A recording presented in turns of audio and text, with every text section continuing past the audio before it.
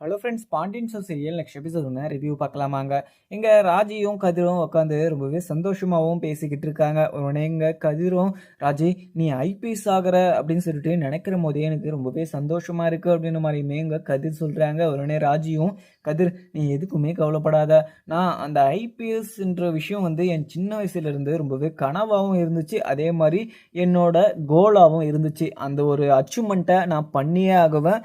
அதே மாதிரி நான் ஐபிஎஸ் ஆகி என்னோட அத்தைக்கும் என்னோட மாமாக்கும் என்னோட அப்பாவுக்கு எல்லாருக்குமே ரொம்பவே பெருமையுமே நான் சேர்த்து கொடுப்பேன். அதே மாதிரி நான் வந்து இப்போ நான் சந்தோஷமாக இருக்கேன்னா அதுக்கு காரணமே நீ தான் கதிர். ஏன்னா நீ எனக்காக நீ எவ்வளவோ கஷ்டப்பட்டுருக்க. அதுவும் இல்லாமல் எனக்கு கோச்சிங் கிளாஸுக்கு நீ 1,00,000 ரூபாய் நீ கட்டி, அதுவும் இல்லாமல் என்னை படிக்க வச்சு நீ ஐபிஎஸ் ஆக்கணும் அப்படின்றது சொல்லிட்டு என்னோட கனவை வந்து நிறைவேற்றணும் அப்படின்னு சொல்லிட்டு எனக்கு ரொம்பவே கஷ்டப்பட்டு நீ அது மாதிரிலாம் பண்ணியிருக்க. அதெல்லாம் நினைக்கிற போது எனக்கு ரொம்பவே கஷ்டமாக இருந்தாலுமே, ஆனால் நான் இந்த ஒரு ஐபிஎஸ்ன்ற ஒரு வேலையை வந்து நான் கண்டிப்பாக என்னோட கனவாக தான் நினச்சி அதை நான் நிறைவேற்றியே ஆகுவேன் அப்படின்ற மாதிரியுமே இங்கே கதிர்கிட்ட எங்கள் ராஜுவுமே சொல்லிட்டுறாங்க. அதுக்கப்புறம் இங்கே கோமதியும் ரொம்ப தூரம் நடந்து வந்திருக்காங்க இல்லையா, அவங்களுக்கு ரொம்பவே காலுமே வலிக்குது அப்படின்ற மாதிரியுமே அரசி வந்து காலை அமுத்தி விட்டுக்கிட்டுமே இருக்காங்க.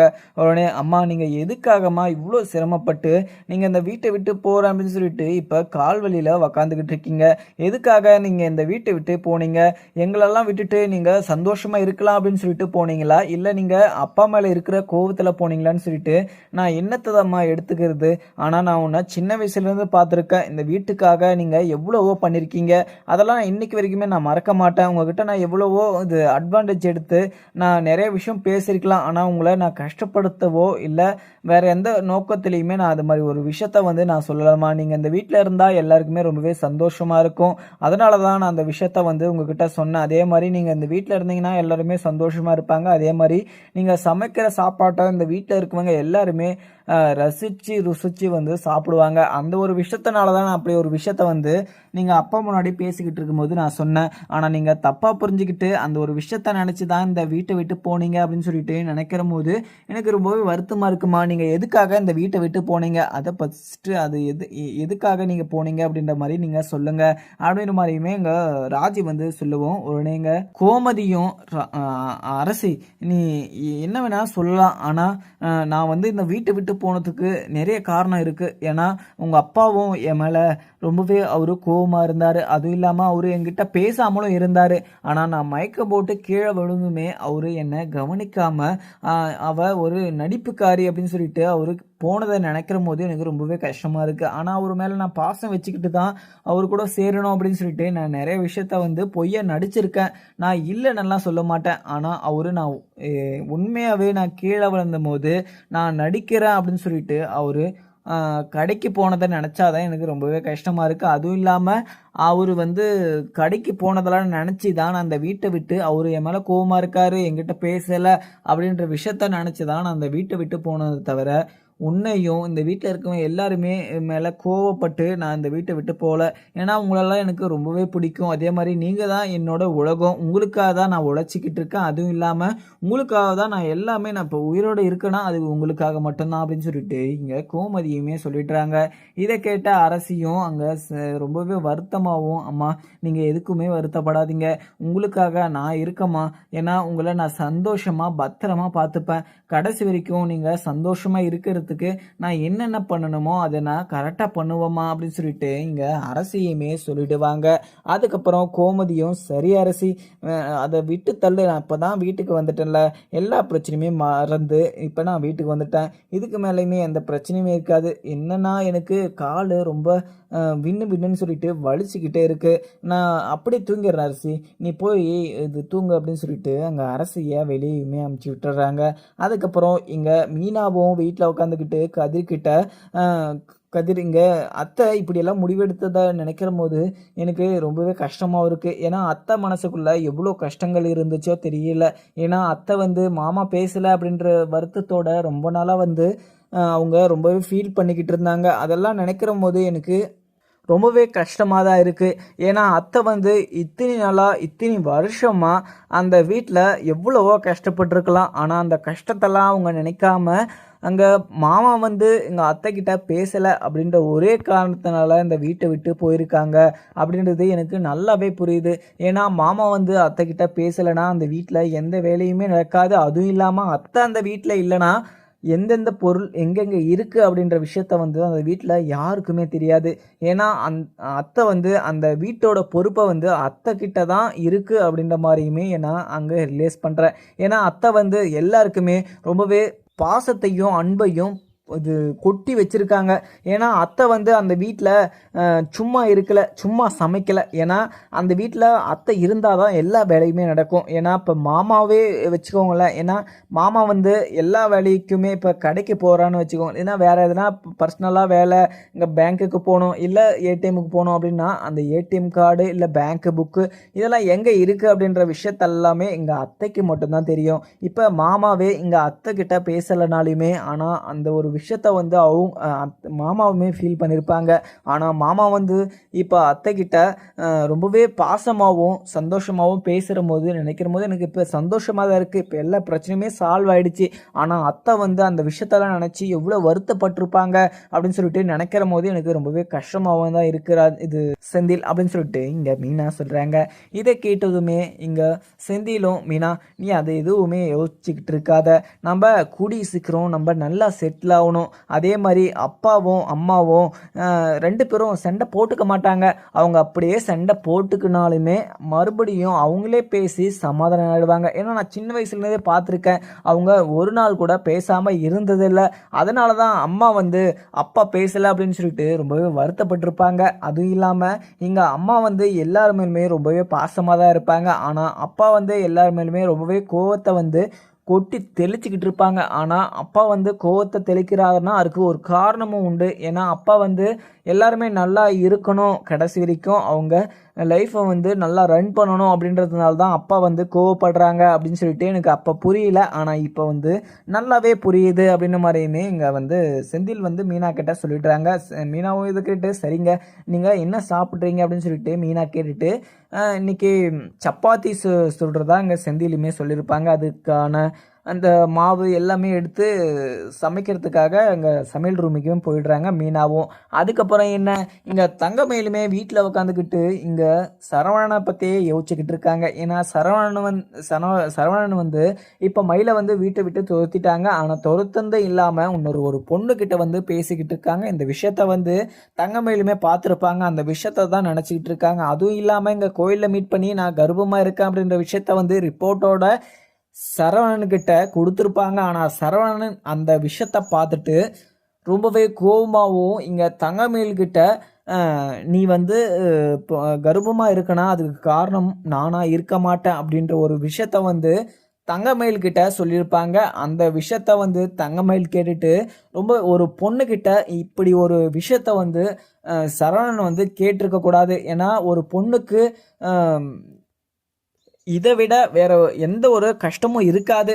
அந்த மாதிரி ஒரு விஷயத்த வந்து இங்கே சரவணன் வந்து தங்கமயிலை பார்த்து கேட்டது மிகப்பெரிய ஒரு தப்பாகும். அதே மாதிரி சரவணனுக்குமே இந்த ஒரு விஷயம் தப்பான விஷயத்த வந்து நம்ம தங்கமயில்கிட்ட பேசிட்டோம் அப்படின்ற விஷயத்த வந்து அவருமே ரியலைஸ் பண்ணியிருப்பார்.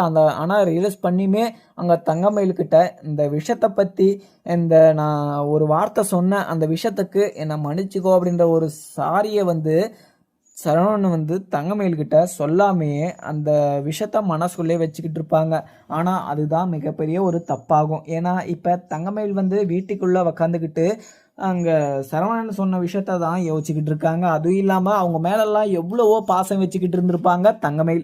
ஏன்னா இப்போ வரைக்குமே சரவணனையும் சரி இங்கே கோமதி, பாண்டியன், ராஜி, அரசி, மீனா, செந்தில், கதிர்னு சொல்லிட்டு இவங்க எல்லார் மேலுமே ரொம்பவே பாசம் வச்சுட்டு இருந்திருப்பாங்க இங்கே தங்கமயிலுமே.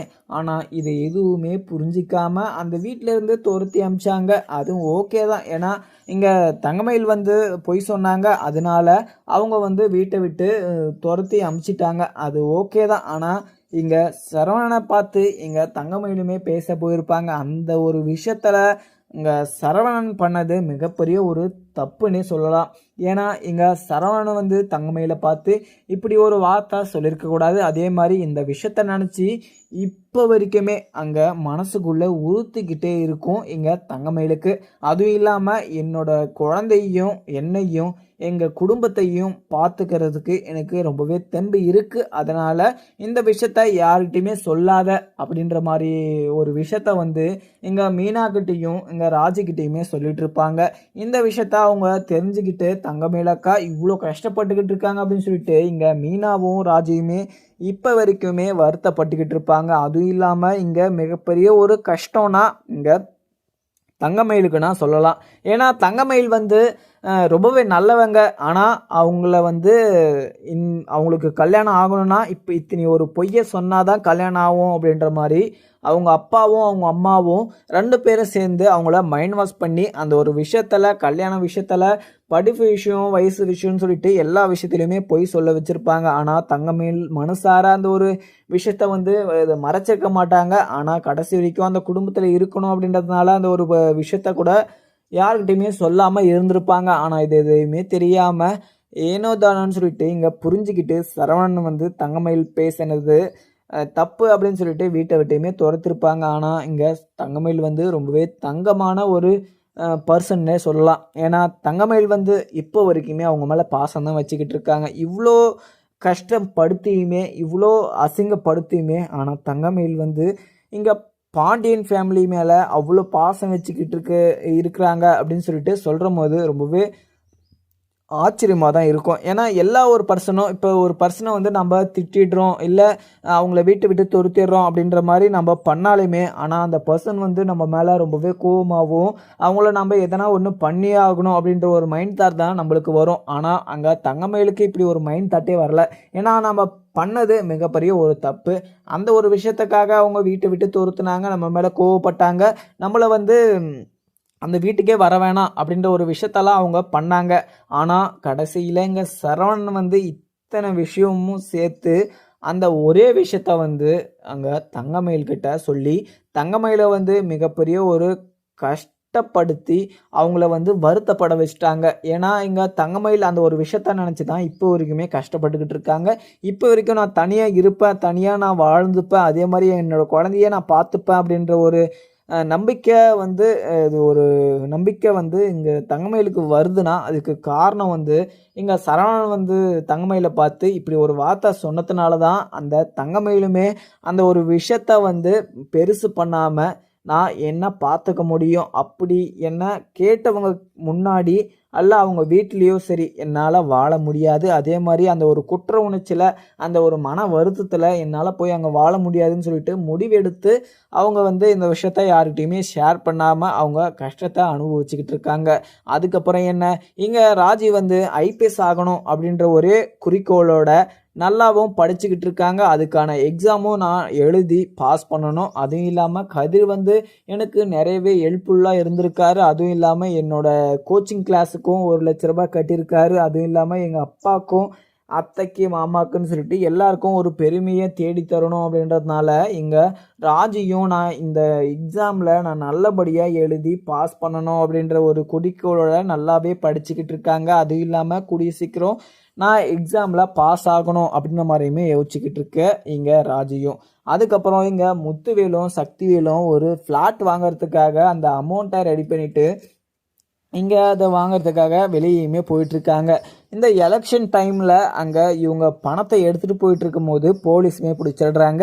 உடனே போலீஸ் பிடிச்சதும் அங்கே முத்துவேல் வந்து இதை நாங்கள் நிலம் வாங்கிறதுக்காக நாங்கள் இந்த பணத்தை எடுத்துகிட்டு போகிறோம், அதே மாதிரி இந்த பணத்துக்கான டாக்குமெண்ட்டு இல்லை இந்த ஒரு எல்லா டாக்குமெண்ட்டும் இதில் இருக்குது அப்படின்ற மாதிரியுமே கொடுப்பாங்க. ஆனால் இந்த டைமில் நீங்கள் இந்த பணத்தை எடுத்துகிட்டு போகக்கூடாது. அதே மாதிரி சட்டப்படி நீங்கள் இந்த பணத்தை எடுத்துகிட்டு போகிறதுக்கு ஃபுல் டாக்குமெண்ட் வேணும். அதே மாதிரி இந்த பணம் உங்களுது அப்படின்ற ஒரு டாக்குமெண்ட் இருக்குது, ஆனால் இந்த பணம் எப்படி வந்துச்சு அப்படின்ற ஒரு ரிசிப்ட்டு வந்து எங்களுக்கு தெரியல. அதே மாதிரி இந்த பணத்தை நீங்கள் எடுத்துகிட்டு போகக்கூடாது. அதே மாதிரி நீங்கள் எடுத்துகிட்டு போனீங்கன்னா இது மிகப்பெரிய ஒரு குற்றமாகும். அதே மாதிரி நீங்கள் இந்த பணம் உங்களது தான், இதுக்கான ஆதாரமும் எல்லாமே நீங்கள் எடுத்துகிட்டு வந்து எங்கள் போலீஸ் ஸ்டேஷனில் ஆஜர் பண்ணிவிட்டு அதுக்கப்புறம் நீங்கள் அந்த பணத்தை வாங்கிக்கோங்க அப்படின்னு சொல்லிட்டு அந்த பணத்தையுமே பிடிக்கிட்டு போயிடுறாங்க. அதுக்கப்புறம் என்ன, இங்க ராஜியும் அந்த எக்ஸாம்ல பாஸ் ஆயிடுறாங்க ஐபிஎஸ்ஸா. உடனே அதுக்கப்புறம் இந்த சந்தோஷத்தை எங்க கதிர்கிட்டயுமே சொல்றாங்க. கதிர்கிட்ட சொன்னதும் கதிர் வந்து ரொம்பவே சந்தோஷமாவும், ராஜி நீ ஐபிஎஸ் ஆயிடுவ அப்படின்னு சொல்லிட்டு எனக்கு ஒரு நம்பிக்கை, இது மிகப்பெரிய ஒரு நம்பிக்கை இருந்துச்சு. ஆனா நீ உண்மையாவே ரியலாவே நீ இப்படி ஐபிஎஸ் ஆகி வந்து நிக்கிற போது பாக்குற போது எனக்கு ரொம்பவே சந்தோஷமா இருக்கு. இதுவும் இல்லாம நான் சந்தோஷப்பட்டேன் அப்படின்னா எங்க வீட்டில் இருக்கவங்களுக்கு நீ ஐபிஎஸ் ஆயிட்ட அப்படின்னு சொல்லிட்டு தெரிஞ்சா ரொம்பவே சந்தோஷப்படுவாங்க. நம்ம இந்த விஷயத்த ஃபர்ஸ்ட்டு அப்பாக்கும் அம்மாக்கும் எல்லாருக்கும் சொல்லியே ஆகணும் அப்படின்னு சொல்லிட்டு அங்கே ட்ராவல்ஸ்ல இருந்து இங்கே ராஜியும் கதிரும் ஐபிஎஸ் ஆன விஷயத்த வந்து சொல்றதுக்காக அவங்க வீட்டுக்குமே வந்துகிட்டு இருக்க. உடனே எங்கள் ராஜியும் எங்கே நம்ம போலீஸ் ஸ்டேஷனில் போய் ஒரு என்ட்ரி போட்டுட்டு தான் வரணும், ஏன்னா நம்ம ஐபிஎஸ் ஆகணும்ல, எனக்கு டியூட்டி வந்து இப்போ டெம்பரவரியாக நம்ம ஊர்லேயே தான் போட்டிருக்காங்க, அங்கே நான் போய் ஒரு சைன் பண்ணிட்டு வரணும் அப்படின்னு சொல்லிட்டு இங்க ராஜியுமே சொல்றாங்க. இதை கேட்ட கதிரும் போலீஸ் ஸ்டேஷனுமே கூட்டிட்டு போறாங்க. போலீஸ் ஸ்டேஷன்ல இங்க முத்துவேலும் சக்திவேலும் உக்காந்துக்கிட்டு இருக்காங்க. அதுக்கப்புறம் இவங்க போலீஸ் ஸ்டேஷனும் போயிட்டு சார் நான் இப்போ ஐபிஎஸ் எக்ஸாம்ல வந்து பாஸ் ஆயிருக்கேன், அதே மாதிரி இப்போ டெம்பரவரியா இங்கே தான் போஸ்டிங் போட்டிருக்காங்க, அதுக்கான என்ட்ரியை வந்து நாங்கள் வந்து பண்ணணும் அப்படின்னு மாதிரியுமே இங்கே ராஜி வந்து சொல்கிறாங்க. அதுக்கப்புறம் இங்கே சைன் போட்டுட்டு இப்படி ரிட்டனை வந்து வீட்டுக்கு போகலாம் அப்படின்னு சொல்லிட்டு வந்துக்கிட்டு இருக்கவும் உடனே எங்கள் முத்துவேலும் சக்திவேலையுமே பார்க்குறாங்க எங்கள் ராஜியும். அதுக்கப்புறம் அவங்கள பார்த்ததும் பயங்கர அதிர்ச்சியாகவும், அப்பா நீங்கள் என்னப்பா இங்கே பண்ணுறீங்க அப்படின்னு சொல்லிட்டு அங்கே ராஜி வந்து முத்துவேல்கிட்ட கேட்குறாங்க. இது ராஜி இங்கே நான் ஒரு ஃப்ளாட் வாங்குறதுக்காக ஒரு 10 லட்சத்தை வந்து நான் எடுத்துகிட்டு போனேன், ஆனால் போலீஸ் வந்து இந்த எலெக்ஷன் டைமில் நீங்கள் இவ்வளோ பணத்தை எடுத்துகிட்டு போகக்கூடாது அப்படின்னு சொல்லிட்டு என்னோட பணத்தை வந்து அவங்க வாங்கி வச்சுக்கிட்டாங்க. இதுக்கான ஆதாரமும் நான் கரெக்டாக வந்து கலெக்ட் பண்ணி வைக்கல, அதனால தான் நான் இங்கே உக்காந்துக்கிட்டு இருக்கேன் ராஜி அப்படின்னு சொல்லிட்டு இங்கே ராஜிக்கிட்ட முத்துவேலுமே சொல்லிடுறாங்க. ராஜி இதை கேட்டுட்டு, ஏன்னா ராஜியுமே போலீஸ் எக்ஸாமில் பாஸ் ஆகிட்டாங்க, அதே மாதிரி ஐபிஎஸும் ஆகிறதுக்கு இன்னும் ஒரு 4 நாள் இருக்குது. உடனே இங்கே ராஜி வந்து அங்கே போலீஸ்கிட்ட போயிட்டு, சார் இது என்னோட அப்பா, அவங்க சம்பாதிக்கிறாங்க, நிறைய விஷயத்தில் சம்பாதிக்கிறாங்க, அதுவும் இல்லாமல் அவங்க வந்து நிறைய பணம் வரதுனால அதுக்கு கணக்கு வழக்கு பார்க்கறதுக்கு ஆள் இல்லாமல் அதுக்கு ஒரு ஃபுல் டாக்குமெண்ட் இல்லை, நீங்கள் எதுக்காக எந்த ஒரு சாட்சி இல்லை, எதுக்காக நீங்கள் அந்த பணத்தை வாங்கி வச்சிருக்கீங்க, என்ன சாட்சி இருக்கு, அவங்க இது திருட்டு பணம் தான் இல்லை இது ஊழல் பணம் தான் அப்படின்னு சொல்லிட்டு இங்கே தெரிஞ்சு எப்படி நீங்கள் இந்த பணத்தை வாங்கி வைக்கலாம் அப்படின்னு சொல்லிட்டு இங்கே ராஜி வந்து போலீஸ்கிட்ட எதிர்த்து கேட்டுக்கிட்டு இருக்கவும் போலீஸ் வந்து என்ன பதில் சொல்கிறதுனே தெரியாமல், மேடம் நாங்கள் இப்போ எலெக்ஷன் டைம் இல்லையா, இந்த பணத்தெல்லாம் எடுத்துகிட்டு போகிறதுக்கு ஃபுல் டாக்குமெண்ட் வேணும், அதனால தான் நாங்கள் இந்த பணத்தை வாங்கி வச்சுட்டு இருந்தோம், ஆனால் நீங்கள் அப்படின்னா இந்த பணத்தை நான் கொடுத்துட்றேன் அப்படின்ற மாதிரியுமே அங்கே போலீஸ் வந்து அந்த பணத்தை எல்லாமே எங்கள் முத்துவேல்கிட்டயே கூப்பிட்டு கொடுத்துட்றாங்க. சார் மன்னிச்சிக்கோங்க, நான் இவங்க தான் இது இவங்களோட அப்பா தான் அப்படின்னு சொல்லிட்டு தெரிஞ்சிட்டு இருந்தா நான் இந்த பணத்தை வாங்கியிருக்க மாட்டேன் சார், என்னை மன்னிச்சிக்கோங்க அப்படின்னு சொல்லிட்டு அந்த பணத்தை வந்து போலீஸ் வந்து முத்துவேல்கிட்ட கொடுத்துட்றாங்க. உடனே இதை வாங்கிட்டு எங்கள் மொத்த பேரும் அவங்க வெளியவும் போயிடுறாங்க. உடனே கதிர் வந்து வெளியே நின்றுக்கிட்டு இருக்காங்க. அதுக்கப்புறம் இங்கே ராஜியும் இங்கே முத்துவேல் 2 பேரும் பேசிக்கிட்டு இருக்காங்க. அது ராஜிமா நீ இங்கே போலீஸ் ஸ்டேஷன் வரலனா நான் இப்போ வெளியே வந்திருப்பேனான்னு சொல்லிட்டு தெரியல, ஆனால் அந்த பணத்தை அவங்க வாங்கி வச்சுட்டு இருந்தாங்க, அதுவும் இல்லாமல் நீ ஐபிஎஸ் ஆக போயிட்டு ஆகிட்ட அப்படின்னு சொல்லிட்டு நினைக்கிற போது எனக்கு ரொம்பவே சந்தோஷமாக இருக்குது. சரிம்மா நம்ம வீட்டுக்கு போகலாமா, இந்த இந்த இடத்துல நம்ம நிற்க வேணாம் அப்படின்னு சொல்லிட்டு அங்கேருந்து கூட்டிகிட்டு போயிடுறாங்க. எங்கள் முத்துவேல் சக்திவேல் கதிர் ராஜின்னு சொல்லிட்டு எல்லாருமே வீட்டுக்குமே போயிடுறாங்க. உடனே இங்கே பாண்டியனும் கடைக்கு போகிறதுக்காக ரெடி ஆகியுமே நின்றுக்கிட்டு இருக்கவும் அதுக்கப்புறம் இங்கே உடனே பாண்டியனும் கோமதி கிட்ட சொல்லிட்டு கடைக்குமே கிளம்புறாங்க. உடனே இங்கே முத்துவேல் ராஜி கதிர்னு சொல்லிட்டு உள்ளேயுமே வராங்க. உடனே அப்பா எங்கே பார்க்க போகிறீங்க அப்படின்னு சொல்லிட்டு கதிர் கேட்கவும் உடனே எங்கள் பாண்டியனும் நான் எங்கடா போவேன், கடைக்கு போகிறதுக்காக தான் நான் இப்போ கிளம்புறேன் அப்படின்னு சொல்லிட்டு இங்கே பாண்டியனுமே சொல்லிடுறாங்க. அதுக்கப்புறம் இங்கே கதிரும் அப்பா உங்களுக்கு ஒரு முக்கியமான விஷயம் சொல்லணும், அதுக்காக நான் சொல்கிறத மட்டும் நீங்கள் கேட்டுட்டு அதுக்கப்புறம் நீங்கள் கடைக்கு போங்க அப்படின்னு சொல்லிட்டு இங்கே கதிர் சொல்லிடுறாங்க. அதுக்கப்புறம் முத்துவேல் பார்த்ததும் இங்கே பாண்டியனுக்கு ரொம்பவே இது கோபமாக இருக்குது. ஏன்னா முத்துவேல் வந்து இது கோமதியை ரொம்பவே அசிங்கமாகவும் நீ மறுபடியும் என்னோட தங்கச்சி இல்லை அப்படின்னு சொல்லிட்டு ரொம்பவே கோவத்தில் அங்கே கோமதியை ரொம்பவே திட்டிட்டு போயிட்டு இருப்பாங்க. அந்த ஒரு விஷயத்த நினச்சி இங்க பாண்டியன் வந்து பயங்கர கோவமாவும் முத்துவேலை பார்த்துக்கிட்டு இருக்க. உடனே எங்க ராஜியும், மாமா நான் ஐபிஎஸ் ஆயிட்டேன். அதுவும் இல்லாமல் எக்ஸாமில் பாஸ் ஆயிட்டேன். நான் கூடிய சீக்கிரம் நான் டியூட்டிக்கு போய் ஜாயின் பண்ணுவேன். அதுவும் இல்லாமல் நான் இப்படி ஐபிஎஸ் ஆகியிருக்கேன் அப்படின்னு சொல்லிட்டு உங்ககிட்ட சொல்லலாம் அப்படின்ற ஒரு தாட்டோடு தான் வந்தேன் அப்படின்னு சொல்லிட்டு இங்கே ராஜியுமே சொல்லிட்டுறாங்க. இதை கேட்டதும் இங்கே பாண்டியனுக்கும் கோமதிக்கும் ரொம்பவே சந்தோஷம். உடனே இங்கே கோமதியும் இங்கே ராஜிக்கிட்ட போயிட்டு, ராஜம்மா நீ ஐபிஎஸ் ஐடியா, ஐயோ எனக்கு ரொம்பவே சந்தோஷமாக இருக்குது. இந்த ஒரு சந்தோஷத்தை நான் எப்படி இது ஃபீல் பண்ணுறதுன்னு சொல்லிட்டு எனக்கு தெரியல. ராஜம்மா நீ நினச்ச மாதிரியே உன்னோட கனவையும் உன்னோட லட்சியத்தையுமே நீ அடைஞ்சிட்ட. அதே மாதிரி நீ ஐபிஎஸ் ஆகிட்ட அப்படின்னு சொல்லிட்டு நினைக்கிற போது எனக்கு ரொம்பவே சந்தோஷமாக இருக்குது அப்படின்ற மாதிரியுமே இங்கே கோமதி வந்து ராஜியை வந்து கட்டி பிடிச்சி ஆனந்த கண்ணீரையுமே விட்டுக்கிட்டு இருக்காங்க. அதுக்கப்புறம் இங்கே பாண்டியனும் கதிர் கையை பிடிச்சிக்கிட்டு, கதிர் எனக்கு ரொம்பவே சந்தோஷமா இருக்குடா, இந்த விஷயத்த இங்கே மீனாக்கிட்டையும் சரவணன்கிட்டையுமே நம்ம இவங்க ராஜி வந்து இப்படி ஒரு ஐபிஎஸ் ஆகி என் முன்னாடி வந்து நிற்பா அப்படின்னு சொல்லிட்டு நினைக்கிற போது எனக்கு ரொம்பவே சந்தோஷமாக இருக்குடா. இதுக்கு மேலே எந்த ஒரு பிரச்சனையுமே இருக்காது. அதே மாதிரி நீ சந்தோஷமாக இருக்கலாம். ஏன்னா இங்கே ராஜியுமே அவளுடைய கனவை வந்து நிறைவேற்றிட்டா.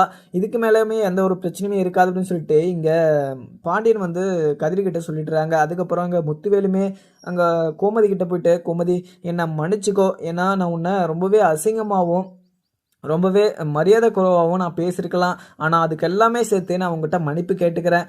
ஏன்னா நான் உங்ககிட்ட வந்து அப்படி பேசியிருக்கக்கூடாது. ஏன்னா சந்தர்ப்ப சூழ்நிலையில் நீ கதிருக்கு வந்து ராஜியை கல்யாணம் பண்ணி வச்ச.